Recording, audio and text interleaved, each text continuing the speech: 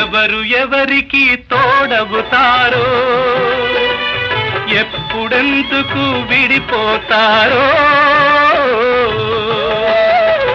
మమతను కాదని వెళతారు, మనసే చాలని ఉంటారు. ఎవ్వరి పయనం ఎందాకో అడగదు ఎవ్వరిని, బదులే దొరకదని. అడగదు ఎవ్వరిని, బదులే దొరకదని.